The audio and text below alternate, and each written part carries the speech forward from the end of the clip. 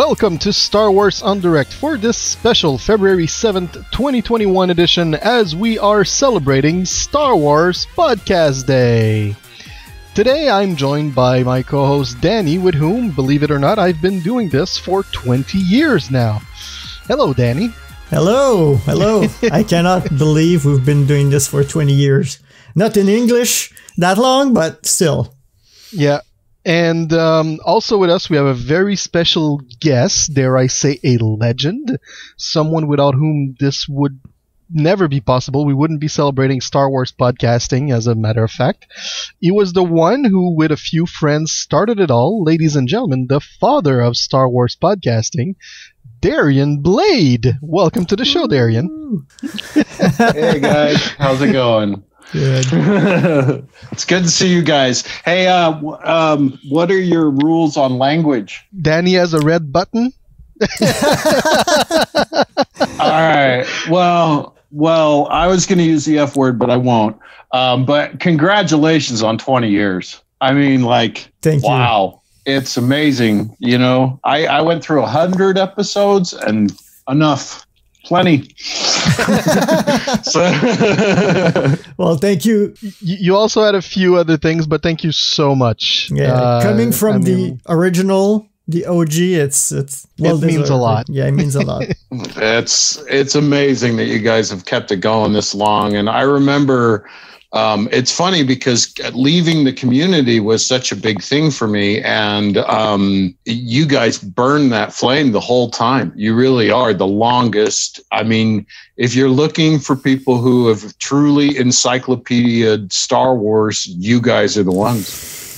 Simple as that. We've looked. None of the Jedi Talk crew had that kind of staying power. I'll tell you that much right now. All right. Well, today, as I mentioned, we are celebrating Star Wars podcasting, but we figured that we had to go back to the beginning of it all. So, to all Star Wars fans listening, that would understand that back when this adventure started, in fact, it wasn't called podcasting at all. It was just internet radio. So we're going to jump straight into our show, and we're going to talk about the beginnings of Star Wars podcasting with Darian Blade from Jedi Talk. Now, usually this is where I would have talked about how you can contact us. Sadly, this is a special edition that is a pre-recorded show, one where Dany and I will be bringing forth our best French, Canadian, English accents to talk about Star Wars podcasting for your listening pleasure.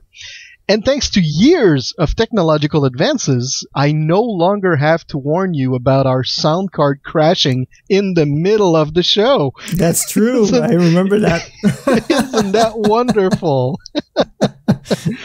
So as much as I know that you love listening to me rambling on and on, I'll just take a few seconds to state that it is an honor for me and Dany to be recording this show for the pleasure of all Star Wars fans who listen to podcasts on a daily basis.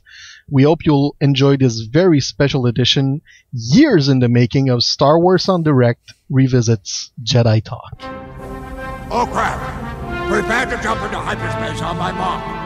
All right, stand by.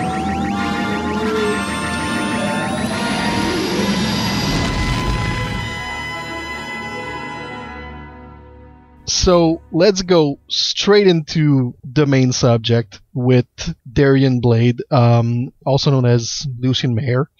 Lucien, 1997. Dark side. Oh, sorry. Not yet. You're ahead of yourself now. 1997 comes around. Star Wars special editions. Old friends come together. New friends are made. How did the crew of Jedi Talk actually got together before the show even started? It was really organic. So I remember the special editions with a lot of, we had dressed up and gone to the theater and kind of taken pictures with kids and stuff like that. And it was like going back to Star Wars. It was really kind of neat. And so at the time, I really started to get into Star Wars. I've always been much more of a storyteller, so Star Wars is just one of the stories I really love, but Star Wars just kind of became front and center at that point in my life.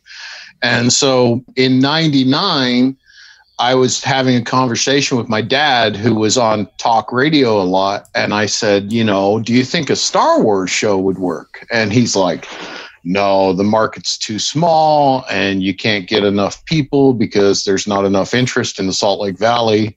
And he was probably right. And so that kind of started the idea brewing in my head of like, well, but I'd like to get on the radio and talk about Star Wars. I think that's a neat idea. So I wouldn't be deterred. And at that point, I started to look towards the internet, which was kind of a new thing, but I happened to be right on the cusp of it. In Utah, we had some of the first legs of the internet. And I actually saw one of the first couple hundred nodes of the internet fire up. So basically, I've been on the ground level of the net the whole time, and knew and was kind of obsessed with all the different technologies that were rising, and audio was one of them. And I started messing around, and I was a Microsoft kid, so I was playing with Microsoft, what they called NetShow at the time. And there was basically two streaming platforms. There was Shoutcast, or Icecast, it was called at the time, and NetShow. And I went with NetShow at first.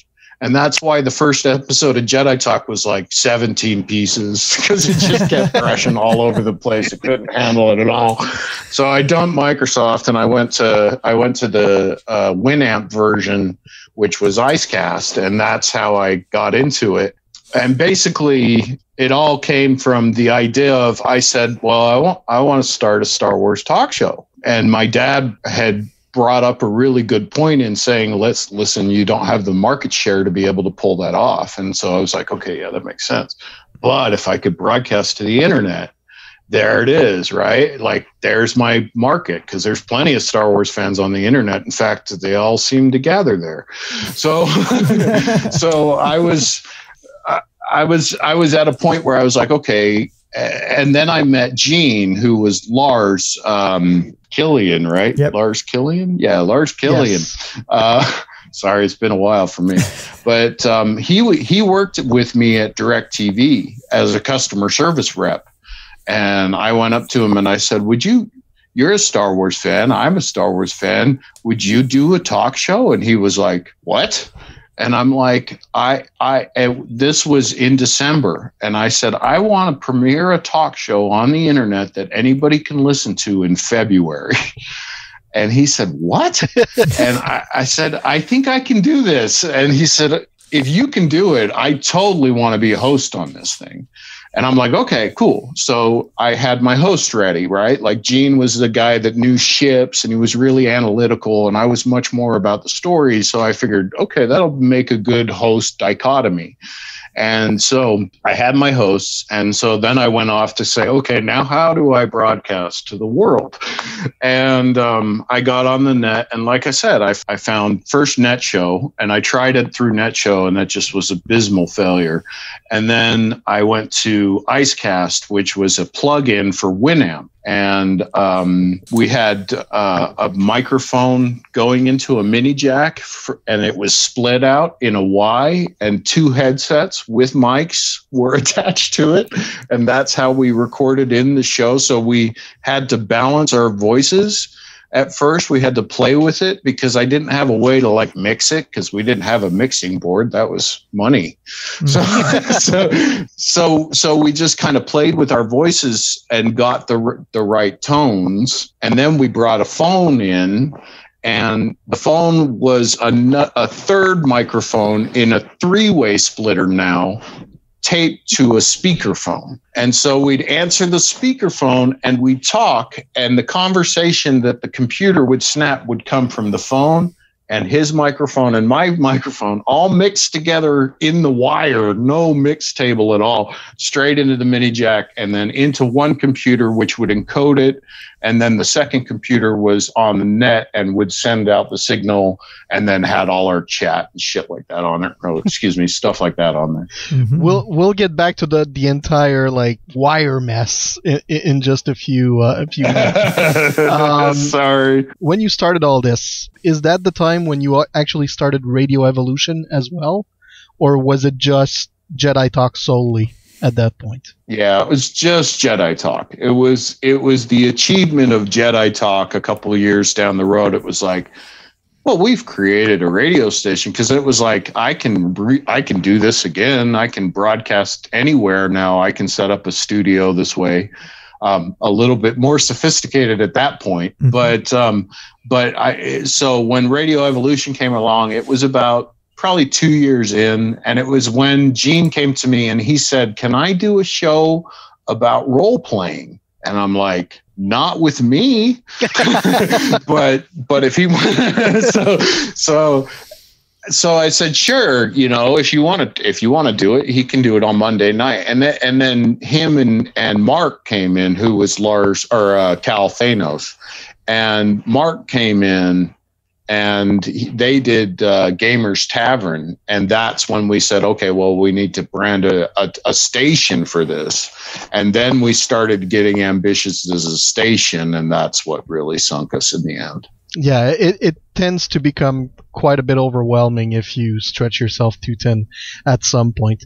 But going back, it wasn't just that I was stretched too thin. It was that I made some bad decisions, Star Trek related. So going back to the inception of the show, you were talking with your dad. Your dad was on talk radio, as you were mentioning. But was there like a specific inspiration to come up with something to talk just about Star Wars? Like, were you watching news radio one day and you're like, I'd like to do that, but only for Star Wars because I'm always looking up news on theforce.net?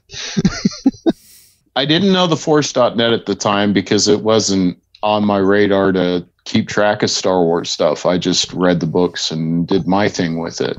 The community was much more scattered than it is now. We don't have the same tools that we do now. So it's a much different picture than it was back then. Did you start Jedi Talk just to speak with your friends, then broadcast your conversation, or from the get-go you wanted to have the interaction with the fans, or it came later? I wanted the interaction. Yeah, I thought that the interaction was important because that's what made talk radio fun to me. My dad had been a caller and wound up being a guest because he was a good caller. And I listened to a ton of it with my dad, not particularly because I loved it, but it was on the car radio. And when I was a kid, you didn't change your dad's car radio. You know what I mean? So we listened to a lot of talk radio, and he got to know these hosts, and they became family friends. And so I listened to just a ton of it. And the fun part for me was the crazy callers, the people that would call in and have these kind of nutty opinions. So I really wanted that in Jedi Talk. I really wanted that to be part of the element of it, where you called in, you had a format. That's why we asked if you were dark side or light. We could kind of get a gauge on the call. We could get a gauge on what we were doing. And, I mean, we didn't even have caller ID. Well, for the people listening, identify who was coming in. Yeah. So we just took whoever came. For the people listening to us right now, one of the groundbreaking things that Jedi Talk brought to the table was that back in those days, some of the only ways to actually communicate through the internet was through Internet Relay Chat, also known as MIRC. And we also had the beginnings of ICQ, which would be our equivalent to today's Messenger, I guess. And there was no Skype. There was Net Meeting, actually, was the closest thing to the possibility of interacting with someone through the internet. And Jedi Talk actually shelled out, I don't know how much cash, and they got themselves a 1-800 number. So you could actually call 1-877 Jedi TLK, and you would actually talk with the guys as they were doing the show on the internet. It was incredible. I got to experience it. I was lucky enough. But Lucien, tell us, like, how did that come about? I'm a very good social hacker is what they called it at the time. So, but basically, yeah, it's not really social engineering. That's a little bit newer term, but social hacking is the ability to work through people to get stuff that we wanted. and using the name of Jedi Talk, right? Like, we made it very clear from the beginning, and my biggest mistake was that we wanted to be the Lucasfilm stamped approved. Jedi Talk is the Lucasfilm talk show, right? Like, this is the Star Wars talk show. That was what our goal was. And never wavered from that. Always wanted Jedi Talk to be the Lucasfilm brand, not the Jedi Talk brand, which was a mistake in hindsight. So I called the 1-800 number place, and they said, no, those are all pretty much taken. All we can do is strap your number to your real number. And so then I called, currently at that point, it was US West, and they have all the telephone circuits. And I worked out Jedi Talk or Jedi TLK. And I said, and she gave me a number, and I was like, well, can I have this number? And she's all like, well, I guess, but I mean, it's like we go sequentially and you'd be way out of order. And I'm like, well, I just really like that number. And she's like, oh, well, okay, yeah, I guess I can do it for you. So I got that number and then just tacked the 800 number on top of it. So we only paid the long distance fees on the 800 number, and we had a local number. My home number, or well, at least into the studio, not my actual landline. We actually had 3 at that time. But there was a line into my house that if you called Jedi TLK, it would ring my phone in my house. Interesting. And better than us that we're calling out the fans. We were actually calling the people. Yeah. Well, that gave us a little buffer, you know? Exactly. And I think that the podcasting did kind of limit that out. And when I first saw podcasting, I was like, well, the only bummer is that there's no crowd interaction, right? And I felt like that was really important to the way Jedi Talk worked. Yeah, exactly, to a certain extent. And Jedi Talk was largely listened to pre-recorded anyway. Mm-hmm. It was mostly people who went to the website throughout the week and listened to it, which were our audience. But the people who listened on Sunday night were like the hardcore, wanted to get their opinion known, wanted to call. Apparently, it was like some big rite of passage. I never knew this, but it was some big rite of passage on the chat to call in. Because the first time you called in, everybody was super nervous because, let's be honest, most of us were probably guys sitting in our basement, pretty nerdy and just pretty scared to talk to anybody and barely capable of thinking, okay, I'm going to go put my voice out. And by the end, you're talking about a couple, close to 100,000 Star Wars fans that were listening. At the time, that seems like nothing now. But at the time, those were astonishing numbers. And at the time, there's not that many people doing shows or anything like that. One of the people that actually got to listen to you guys early on is Nathan P. Butler from Star Wars Fanworks, and your show actually inspired him to start this whole encyclopedia and start, to archive all the digital audio stuff and everything like that. And Nathan was wondering, actually, during the show, you guys would use nicknames instead of aliases, instead of using your real names. Was there a particular reason for that, or is it just because you didn't want Lucasfilm to be able to send you some, cease and desist letters? Oh, no, they did. They found us for that. Yeah, no, there was a couple of those. They hit me on a couple things. I can tell you a story about Lucasfilm, but yeah, we wanted it to be like you were calling into the Star Wars universe, right? Mm-hmm. It was, the idea is that the broadcast was happening from inside Star Wars coming out to the human universe was the initial idea. Now, a lot of that got lost in the shuffle as we went along, and that conceptual piece of the show kind of got lost in it. It became dark side or light. But that was kind of an identifier, like you're entering in and this is who I am. And we wanted the people to feel free to use nicknames as well, because there was no reason to try to chase anybody's identity at the time.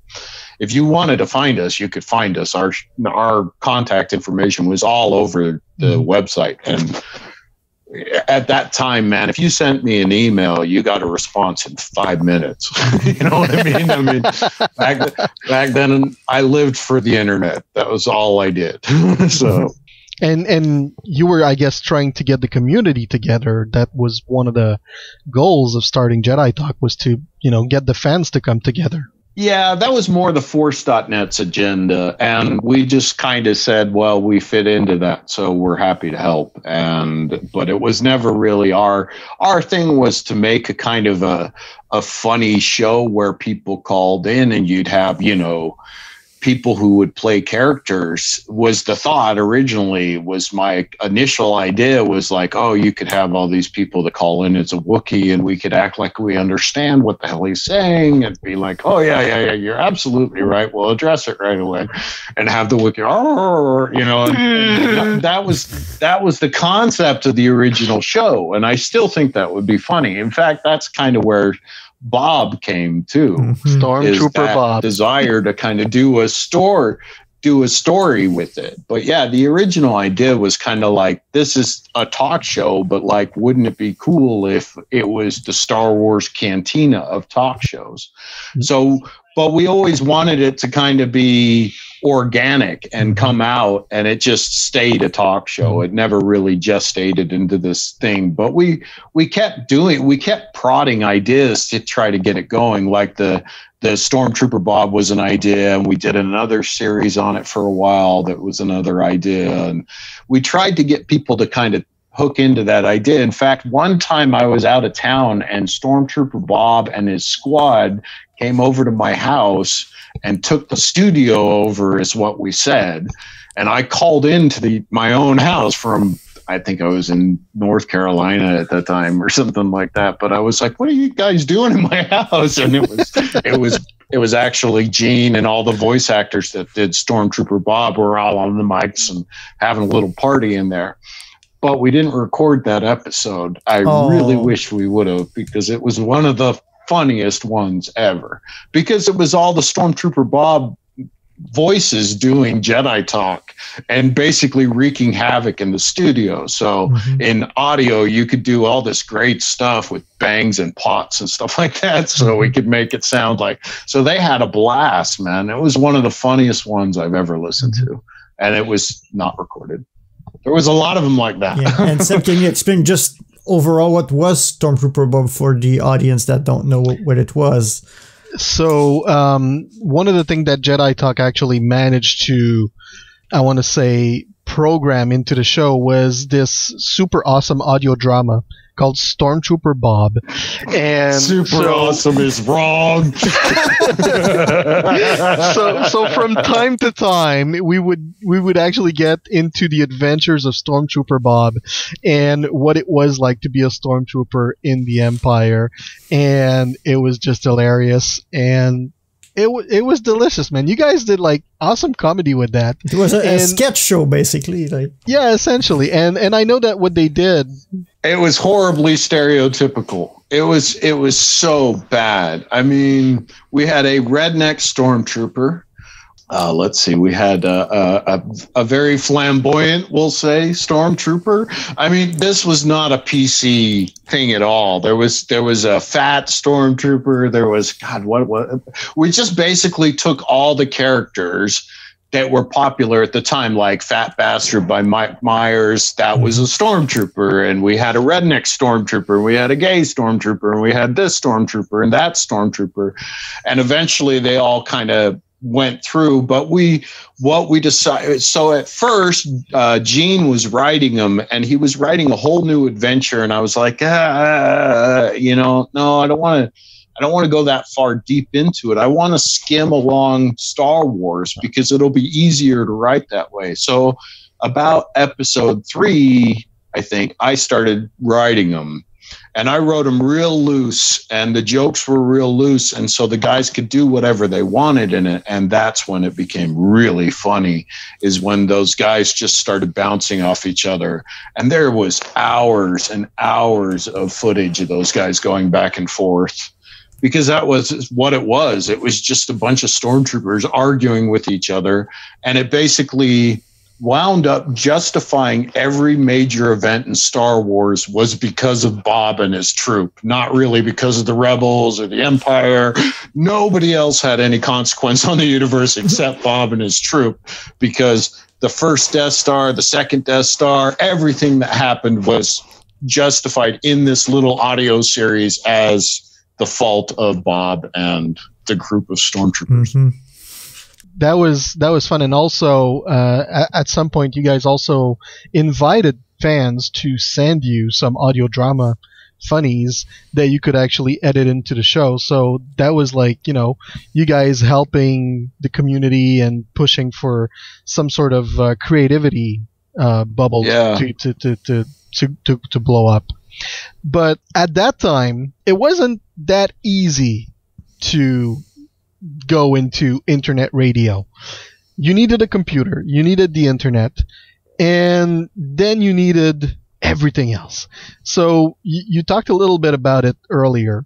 So you had the sound card, and then you had the splitters for the headsets and the splitter for the microphones.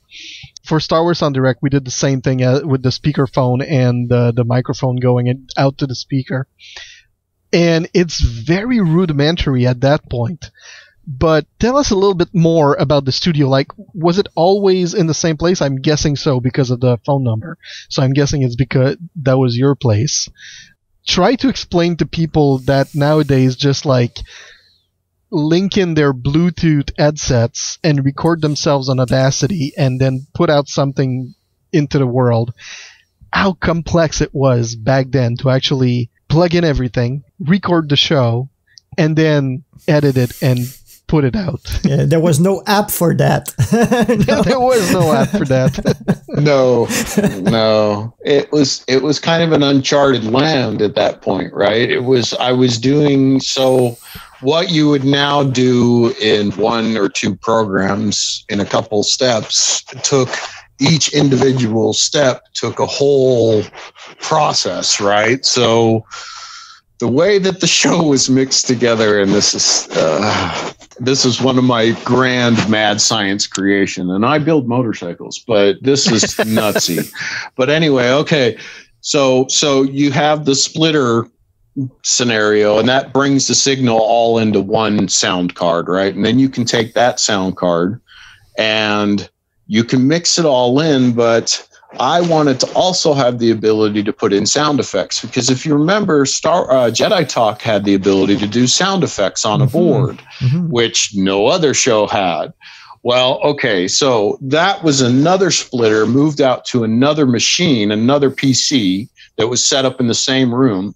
And so I controlled the chat and the sound effect interface and all of that. And Gene watched the stream go out. So he watched it mix and stream and then actually shoot out the back of the sound card and into my machine's sound card, because I couldn't get the CPU over here to do enough. So it went into mine where I could also record and archive the show. And so that's why the archived link always went bad, is because I was recording on a different machine. And so that machine would screw up or whatever. And then the archive would be toast for that particular week or whatever. And then once we got the file on this one, then we basically reconfigured the machines to do editing mode, which then the file would go back over to this machine, which would be on a big portable hard drive that I would plug into one side and then move over to the other one and then pull that file over there. We'd edit it there and do some changes, and then the file would come back to my machine, and then we would do the upload from my machine. Wow. So it was. Plus, we had to design and maintain the website in HTML, the original HTML, and do all the cataloging of the website and keep all the hosting and blah, blah, blah, blah, blah. And all that, yeah. The only thing that made it possible for so long is I found a loophole in Radio 365 or whatever their heck was their company name. Yeah, that was basically originally when they started, they had an account where if you signed up for this free account, paid like $10 or whatever, then it would grandfather you in for whatever they went forward with a 10,000 person listenership, right? So I bought 3. So we were able to basically piggyback our signal onto that signal, and that's how we got out to bigger and bigger crowds for the bigger Sunday night. Because the Sunday night was never about people wanting to listen; it was about people able to listen, right? It was like, and it was, I mean, again, you had to have a person on the other end that kind of knew computers and knew how to get on the internet, knew how to stream a show and stuff like that. So Jedi Talk wasn't the easiest thing to listen to either. You know, it's so easy to pull it up on your phone now and listen to Spotify. That's why everybody does it. It's funny because I spent all my time when I was young on the internet, and everybody was like, my sisters were always like, God, you're always on computers, and why do you like them so much? And now it's like, well, why do you like your phone so much? You know, it's like, it's flipped entirely around. I'm like much more about being outside and wanting to be on my motorcycle now, but everybody else in the whole wide world is sitting there looking at that screen all the time. I'm surprised how much our show, without knowing, did pretty much the same thing as you guys did, like with Live 360 and stuff. We didn't know. I never asked how you did that, but by tweaking and trying out stuff, what was available at the time, basically this was the only option after research. Yeah. I mean, honestly, I was only a couple months in front of you, Dany. So it's not like I was doing anything spectacular. You know, you followed right behind me. We weren't doing anything. We were finding what was out there and going, well, we want to do this, you know, what's available. And that was it. And I mean, like we had our trouble with Live 365 because our show actually has the words Star Wars into it. And so Live 365, that's my fault, actually changed. It's my fault again. So Jedi Talk, right? Yeah. I checked before I named the show if the word Jedi was registered, and it wasn't. So I went, Jedi Talk, they'll never be able to tell me I have to rename that show, because I knew that cease and desist was going to come from Lucasfilm like right away. So I started it as Jedi Talk, and Lucasfilm, as predicted, came back and said, Jedi Talk, that's a Star Wars name. You can't use that name. And I went, no, it's not. It's not copyrighted. I checked. And they went, oh. And so they went away. And then all of a sudden, we started seeing them trademark everything. Remember when they were trademarking Yoda, and they were trademarking Tatooine, and they were trademarking everything? Yep. Sorry about that. That was all me. And yeah, that's when they came in, because I shot back and said, no, you can't say that that's a problem, because Jedi's not registered. And I'm not saying Star Wars. It's a Star Wars based talk show. Would you like me to change the mantle? I'll be happy to change the mantle, but the name will stay Jedi Talk, because we're not talking about Star Wars. We're talking about Jedi. And so they were like, oh, okay, yeah, you got us. And so that's when they registered the crap out of everything so that nobody could ever pull it off again. Wow. The story finally revealed. It was a couple of those. So you had your fun doing these things, and from time to time, not only fans would call in, but you got to the point where you were big enough that you actually ended up with a bunch of guests on the show. Now, nowadays, we've got social media. It's fairly easy to get in touch with authors or, you know, movie editors, sound editors, etc., etc. How did you actually come up with, like, getting in touch with the first few guests you got on the show? It happened organically, because first I got in. So I started, and I knew nothing about marketing. I still really don't know anything about marketing. It's not my forte. But I decided that I needed to approach this in every marketing capacity that I could, in a Lucasfilm friendly way. Okay. And the reason that Lucasfilm let me continue as long as I did, because they had me legally a couple times too. But the reason they let me continue as long is because I was always dead set that I wanted to be the official talk show of Star Wars. So by using that, I had turned down multiple offers for advertisers from like different soda companies other than Pepsi because they weren't Pepsi. And I wanted to be with the sponsorship of Lucasfilm. I didn't want to turn them off.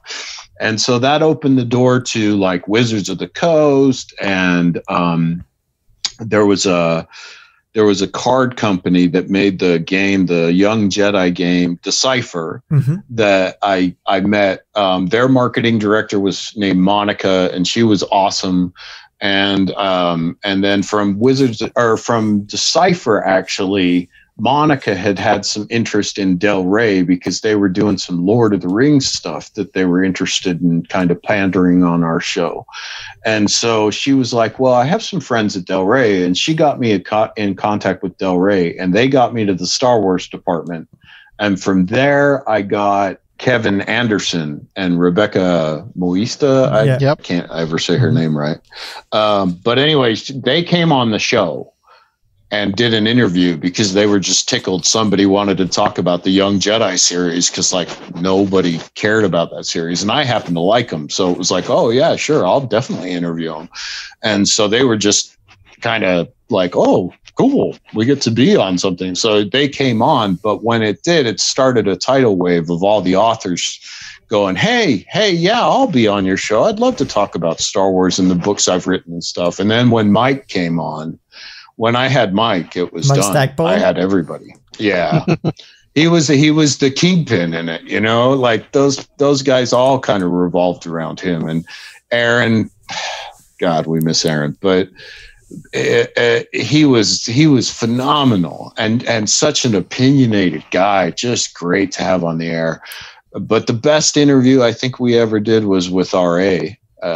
With Bob Salvatore, after he did the one where New Jedi Order, Chewbacca passed. Vector Prime. Vector Prime. Yeah. So he wasn't doing any interviews, and Bob had never been on our show.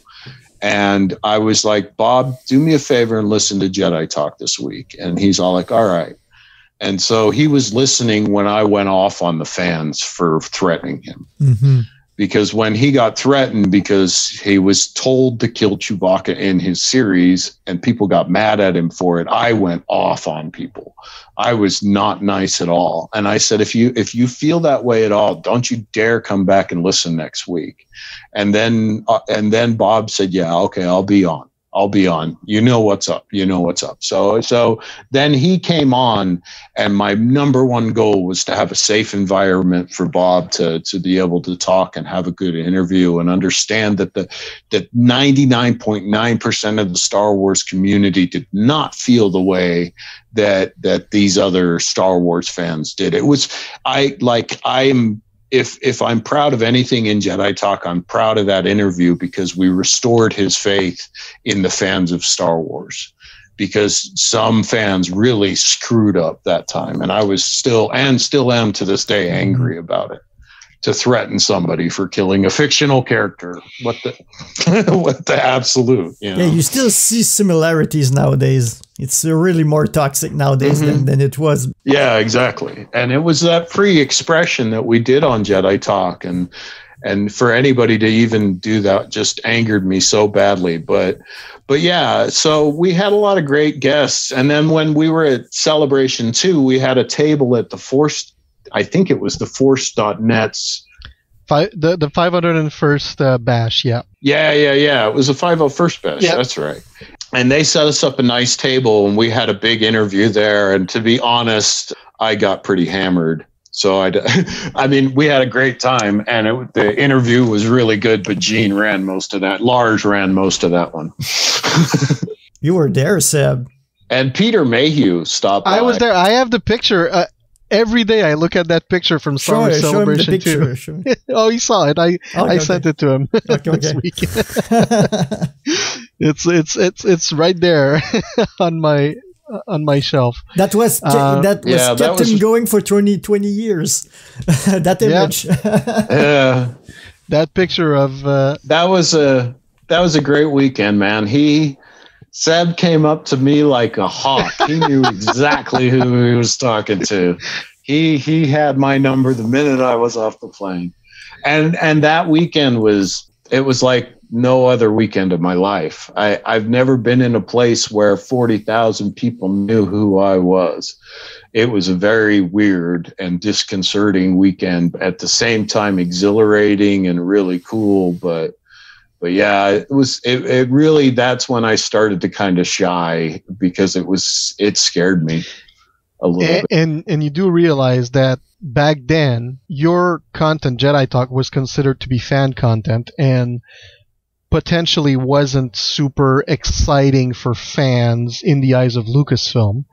So they weren't really promoting it in any kind of fashion, form, or way in any sort. Nowadays, Star Wars Celebration as a Star Wars podcast track. You can actually go into the Star Wars Celebration and for 1 hour after another discover new Star Wars podcast for 4 days.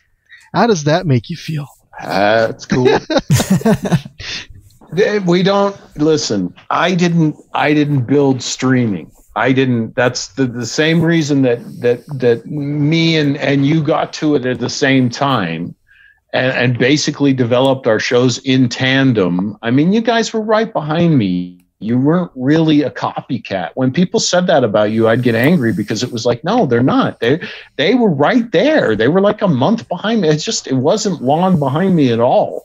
And they were there for the whole track. They saw the whole thing. So it was like you were, well, okay, I'm going to go with the good one here, but it's no reflection on your character. But you were the Jeff Bezos and I was the Elon Musk. We were both launching rockets. Both of us didn't know whether it was going to work or not. It was cool. It was just fun. And we were just standing on the shoulders of George himself, right? And to be able to do this in the first place is because he gave us the story to be able to do this with and become this obsessed over, and then propel ourselves into new technology. And so we stood on the shoulders of him to get where we are, and only took a little step. And the people who are standing on our shoulders are only taking a little step. But it shows you how much it grows, right? It shows you how big something can get and how cool something can really be. Mm-hmm. And something that when in 1999 I was going, well, this would be a cool idea. It really is a cool idea, apparently, which is funny because I don't listen to any Star Wars podcasts. If it was, it'd be Star Wars Indirect, of course. Well, you would have to learn French now. I wanted to say not even the new version of Jedi Talk, because someone actually decided that, hey, we're going to start a podcast and we're going to call it Jedi Talk because that seems like a cool name. That has never been taken for some reason. Yeah, there's an actual Jedi Talk that exists, yeah. Oh, there really is a Jedi Talk? There's a Jedi Talk. That they have over 400 episodes now. Imagine oh, my God. That's awesome. Well, that's great. I mean, like I say, it wasn't the name. The name was a strategic move to keep off Lucasfilm's radar as long as I could, man. At that time, we knew it was going to be a problem. We knew they were going to come after us for what we were doing. Nobody was doing this, and we were doing it loud and proud. So we had to really skip on the Lucasfilm radar. But that's the point, because back then, even StarWars.com didn't have like that much video content. Most of the special edition video content was on the VHS. It wasn't even online. And like at most we had the trailers for Star Wars Episode 1 that were starting to come out. And then we had Lynn Hale, who did her web documentary series about like the making of Star Wars Episode 1, which was great and amazing. But there was never that connection with the fans, and you brought that to the table because you felt it was important, and I think the fans actually responded in kind. And it took Lucasfilm another 17 years to actually come up with like the Star Wars show where they would actually have some form of interaction with the fans. That's crazy to me.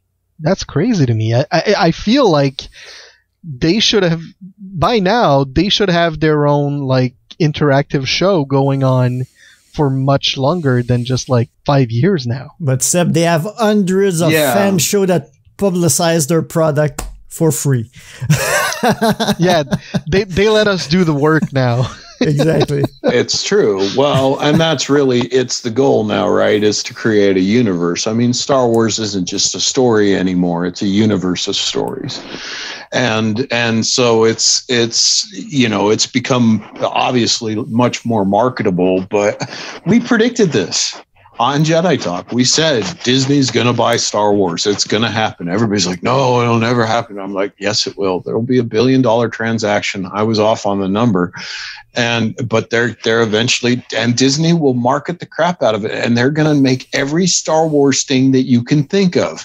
And everybody's like, no, it'll never happen. They're never even going to go back. And, these first 3 movies are going to, and I was like, no, this is just the beginning. And people couldn't see it for that. But when the second generation of movies came out, I started to see, by seeing the fans and seeing how fans came into it, right? Because Jedi Talk allowed me to see all the old fans that were dedicated, but then also this new crop of fans were starting to come in and talk, like Dewback, and those guys were younger and more into the newer ones.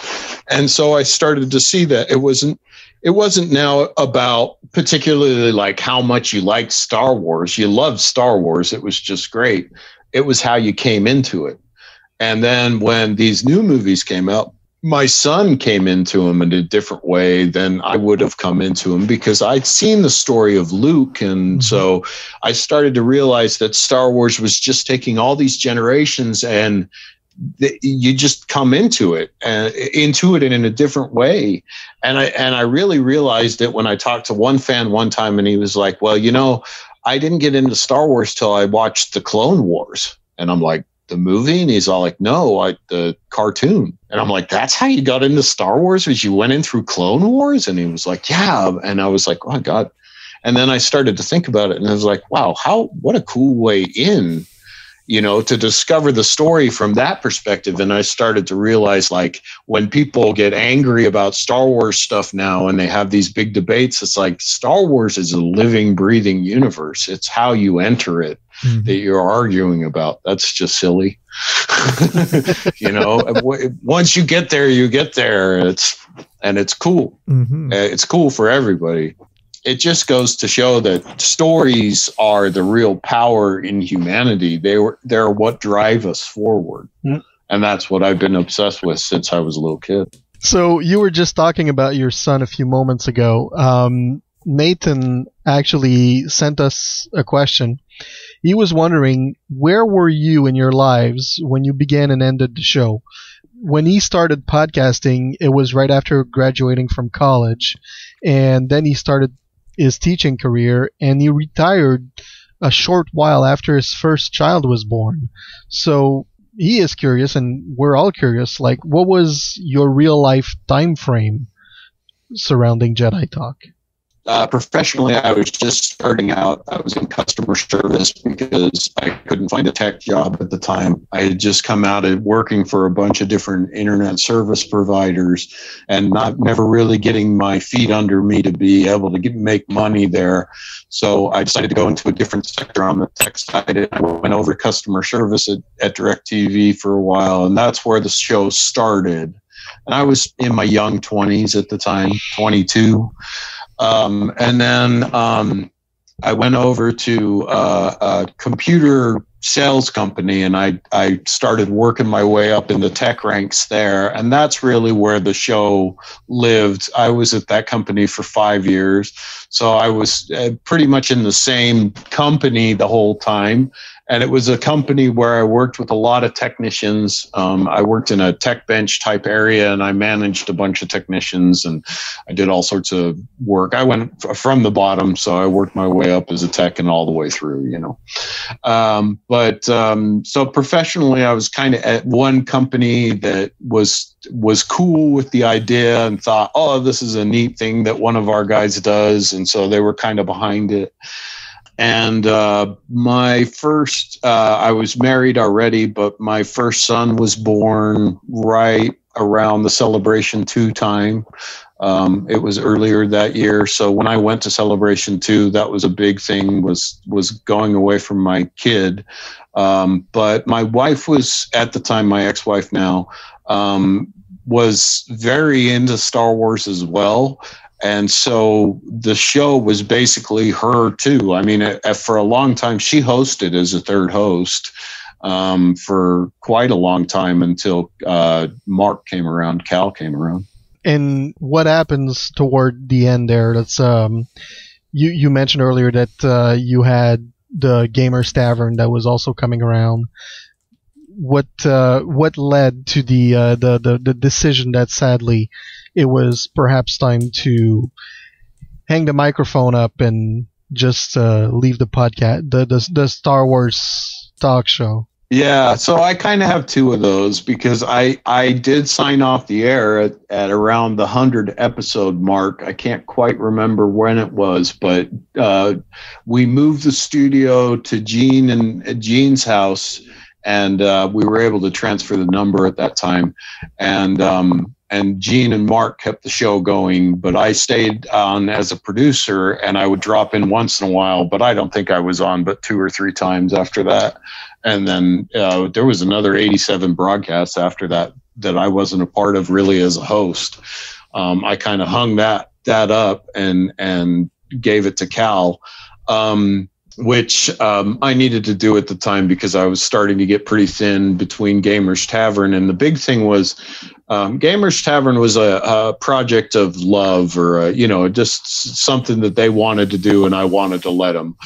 And so they wanted to do it. And so it went on the air tons of times, and they had a great time with it. It never really went for marketing. It never really went to expand. They just wanted to talk gaming with this group of guys. So it was mostly a conference call, really, but but then we got a friend that wanted to do a Star Trek show. And so that's when we started into the Star Trek road. And the Star Trek road, in a month and a half of broadcasting, shook me so hard that I just lost the passion for it. And the money was out. And so at that point, we were at like May at that point, and I told Gene, dude, I'm done. And he's all like, okay, well, I want to keep it going for a little while. And he tried to keep it going on his own pocket for a minute. And then he was like, no, I can't do this. And I'm like, yeah, no. And then so then we broadcast one last time, and we went off the air as Jedi Talk, because we had, like I said, we'd overextended ourselves, and we wanted that Star Trek audience so bad because they were so ravenous for us, that we overextended ourselves really badly. And then the hosts fell apart and fought. And then one of the hosts that quit the show came back and tried to do another show in competition with us and stuff. It was funny, but it was a whole mess at the time. But like I said, in the end, it was because I overextended it. I should have just left it Jedi Talk and Gamers Tavern. I should have shut down Radio Evolution, and I should have just let it keep going until they wanted to expire it. But it wound up that we really wanted it to turn into something, and there was all these silent justifications that the show had done its job. We had, like, Lucasland. We came up with something called Lucasland on the show, which was basically Disneyland for Star Wars. Okay. And we had guys draw maps and come up with rides and stuff like that. You look at the new Disneyland park, it's the same stuff. It's the same stuff. It's like you guys took a page from our book, and we got written up in the newspaper for that. And Lucasfilm sent me a cease and desist on that one. They wanted to take the archive down on that show because they didn't like that one either, because they wanted that idea. And so, but massive online multiplayer Star Wars game we talked about. Real-time strategy Star Wars game we talked about wanting to have. All the directions that they've gone in the years as they were Lucasfilm and LucasArts, they were going right along the stream that our fans were saying was what was wanted. You know, I mean, it was really funny to see, because we had a lot of influence for being nobodies out of Utah that were just running this little talk show. It was pretty fun. But you mentioned Jedi Talk actually accomplishing what it had to accomplish. And now, 20 years later, 20 years down the road. More. And even more. Actually, that's true. You've got a fan, Daniel. He's part of the Star Wars Now This Is Podcasting team. And they've been archiving stuff as well, kind of taking over for Nathan from Star Wars Fanworks. And he was wondering, now that the community of Star Wars podcaster actually has over 2,200 shows, what would you like all of the Star Wars podcasting community to know about Jedi Talk and about that time of fan audio? Oh, that's a loaded question. Thing. That's a loaded question. Yeah. I'm glad you don't have to deal with Lucasfilm. Disney's probably a lot more amicable. Yeah, you'd be surprised. I don't have many dealings with Disney. I'd like some. If you want to call me, I have a book. I have lots of stories. You can look. It's thick, you know.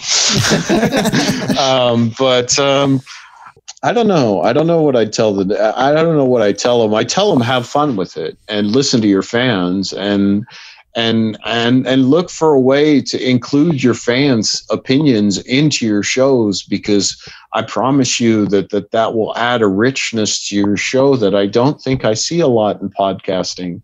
Having those crazy characters call in is an absolute delight. Even if you were to set it up and have somebody call in as Chewbacca, it would be awesome. So, you know, I think that there's ways to be innovative. Don't be blocked by things, especially now. We have so many great paintbrushes as artists now. We shouldn't be limited by anything. We should just do whatever we want to do. If you want to publish a book, publish a book. If you want to paint a painting, paint a painting. If you want to start a website, start a website.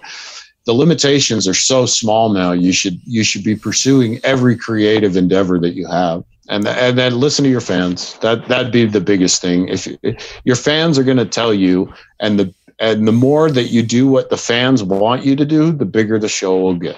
Mm-hmm.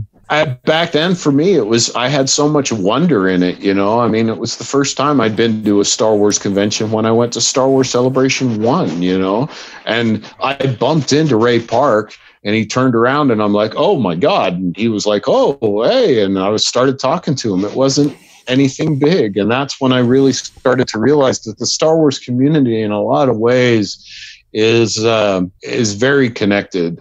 A lot of people would think that Lucasfilm didn't really ever get the message from Jedi Talk. A lot of people have kind of said that to me, and I don't agree with that. They got the message from Jedi Talk loud and clear. In fact, I was backstage at Celebration 2 with my fancy dancy press pass and was watching Anthony Daniels do his little speech that he does at all the cons. He's such a humble and gracious guy. Rick was backstage, and he leaned over to me and he says, you know, we see what you guys are doing. And it was like, oh, the number 2 at Star Wars just said that they know who the hell we are. And you're making a difference, basically. We were making a difference. The difference was that they could not acknowledge us. But I know that, you know, my big thing was, and I always said this on the show, I want to go hang out with George Lucas. I want to meet George Lucas. That's the whole idea of the show, is that I get to meet George Lucas and hang out with George Lucas, because I'm a storyteller. Of course, I want to meet this guy who's amazingly well told this story that's captured the whole universe. Of course, I want to meet this guy. And so, yeah, he was somebody that I really admired for what he had accomplished. And so I really wanted to meet him and become part of that. And I think that what I set out to do was kind of get on George Lucas's radar, and I might not have made a big splash, but I at least got a blip or two. A good blip. That was good. Do you still keep in touch with Eugene and Mark and Cody and all these guys? Cody, not so much. Cody dropped off the radar, and he was always off the radar anyway, so I haven't seen what's up with Cody. Mark worked with me for a good deal of years afterwards. We worked at different jobs together. We moved up in our profession together. So I knew Mark for a lot longer, and we're still friends on Facebook and stuff, but we don't talk very often. Gene and I have fallen apart. We don't talk very often, but we've had some communications back and forth through Mark here and there. So, I mean, they're still around. They seem to be doing pretty well from what I understand. So next year, you're already in agreement. We're going to do a reunion show for Jedi Talk for Star Wars Podcast Day. That might be a hard road to hoe, but challenging. If we can pull it off, shoot, this is much easier than we ever had it, and it's way better quality than we ever produced. So, we can host it. Yeah, I don't know. I think that's how we'd have to do it. Honestly, I don't think any of us can host a show anymore. We're nowhere near capacity at hosting. It takes talent. People don't understand that, right? And that was the fun of Jedi Talk and having the fans call in, because that was the Wild West part of the show, man. We didn't know who was going to call in. We didn't know what they were going to say, what they were going to do. Man, there was times I had my finger hovering over that button, just waiting, and Yeah, we've had our share of stories that came out from phone calls. And I mean, we used to go off the air for like 15 minutes, and then we'd come back on the air when nobody was listening, and like 2 or 3 people would still be on the feed, and then all of a sudden the show would come back on. We called it Jedi Talk After Hours. Yeah, I remember that. Just slam on the fans and just, oh man, we used to get mean on people. But it was just like, after concentrating and trying to make this good show, and then afterwards we just have to vent and blow steam off. And it wasn't even like anger at people. We loved all our fans for being there, but it was just like our moment to just go and use the tool for our own malicious intent and just release a bunch of pent up energy and stuff like that. But yeah, that was also never recorded. But it was like when one of us was really pissed off and we wanted to talk about something, but we couldn't talk about it during the show. And so usually that's when we usually would come back on. Or if we had a particular fan, we had to tell off or something. Because, again, we were trying to produce a show. Yeah. I remember, I think I was there at one of the after show once. I think it's been a long time, but I think I was there at some point. Yeah. I mean, like I say, they were random. They didn't happen very often, but when they happened, it was 100% let go. It was just a completely emotional vent. But like I say, it usually was because we had been angry about a bunch of stuff, or something was happening, or Lucasfilm was coming down on us, because we never showed that on the air. We never showed that Lucasfilm was actively trying to take us away. They were trying to take us down constantly.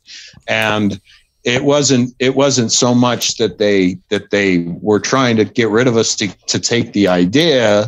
It was just that they wanted us gone. It was kind of upsetting in that way. But I found out later that the creative part of Lucasfilm never really had a say in that. It was all the legal, and all the lawyers handled that whole element of it.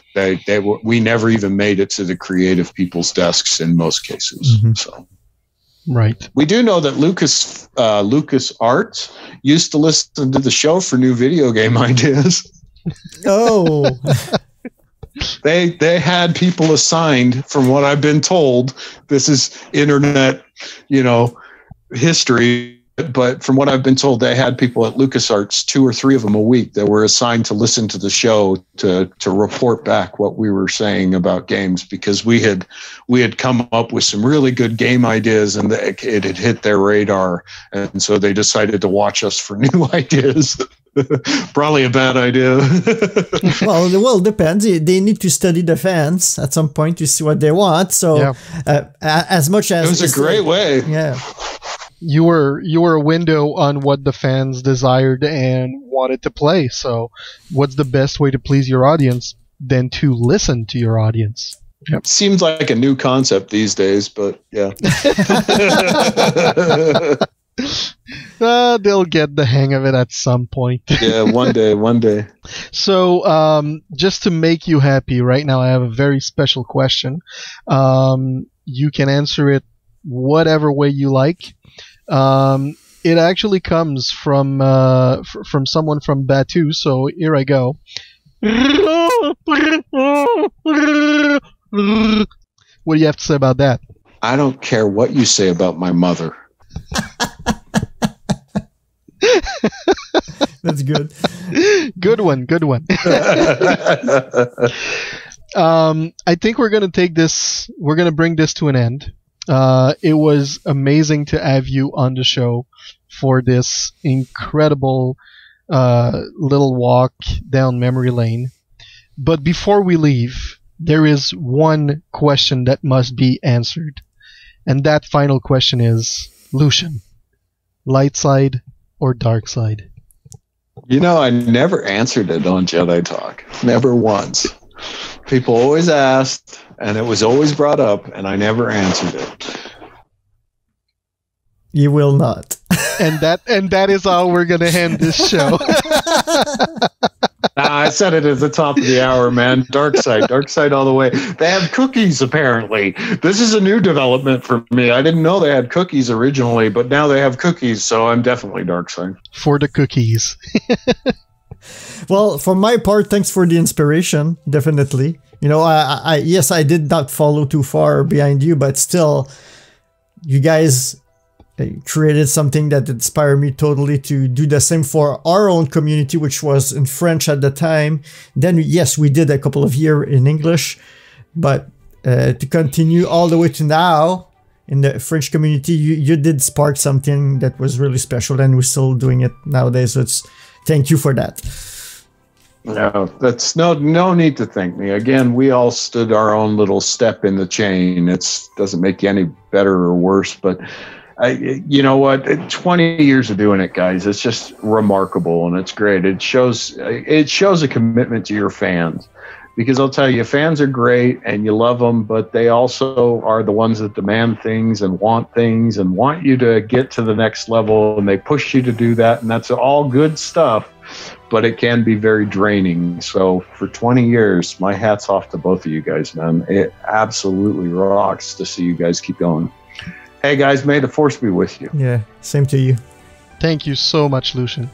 So, before we close this show, I want to remind everyone that our next show will be... No, I'm just kidding. As mentioned before, while we might have strolled away from your English ears, we are still recording live and pre-recorded show in French, which you can find everything about on starwars.direct nowadays.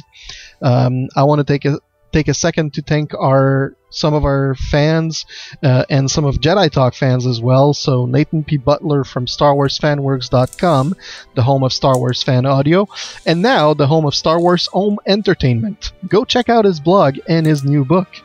Also, big thank you to Daniel Contreras from StarWarsNowThis.com, your now online source for Star Wars podcasting. And of course, on behalf of the entire Star Wars fandom, all of the podcast listeners from all around the world, I want to say to those who started it all, Lucien Darian Blade Maier, Eugene Lars Quillian Cash, and Mark Caltanis Anderson, thank you for all the hard work you did on Jedi Talk, and may the Force be with you forever. And if you would like to expand your French vocabulary, don't forget, StarWars.direct. You can find us on Facebook, on Twitter, or on Instagram. And remember, folks, light side or dark side. See you next time on Star Wars on Direct, the voice of Star Wars fandom. Also, Jedi Talk approved. Star Wars on Direct and Jedi Talk are not affiliated with Lucasfilm. I'm keeping that.